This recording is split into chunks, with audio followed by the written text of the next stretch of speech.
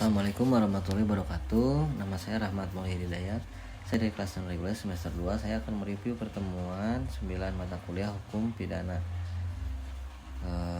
dengan dosen Profesor Dr. Hajah ini Nuraini SHMH dan asisten dosen Redi Aridahyanti SHMH. Kesimpulan, sifat melawan hukum dapat dihapus dengan adanya alasan pembenar.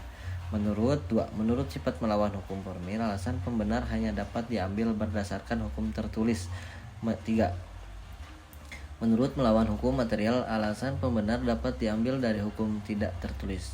4. Ajaran melakukan hukum formil sudah tidak dapat dianut lagi sejak tahun 1963. 5. Penentuan adanya alasan pembenar di luar undang-undang adalah hakim. Sifat melawan hukum material dibagi 1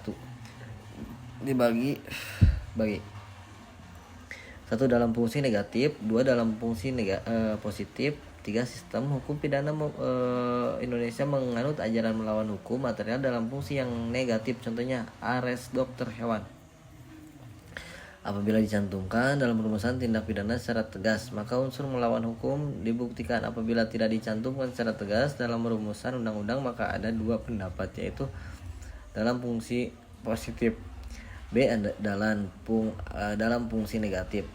Rumusan sifat melawan hukum dalam undang-undang mengatur istilah melawan hukum. Alasannya adalah untuk tidak adanya kekhawatiran apabila tidak diatur secara tegas dengan orang yang berhak berwenang untuk melakukan suatu perbuatan sebagaimana dirumuskan dalam undang-undang pidana dengan istilah melawan hukum, seperti diatur dalam pasal 167, 168, 335, 1 dalam kurung 1, 552 KUHP. Istilah tanpa izin ponder verloop diatur dalam pasal 496 510 KUHP. Dapat melampau kewenangannya diatur dalam pasal 430 KUHP tanpa menghilangkan cara-cara yang ditentukan oleh peraturan umum diatur dalam pasal 429 KUHP. Sekian dari saya, Rahmat Hidayat. Assalamualaikum warahmatullahi wabarakatuh.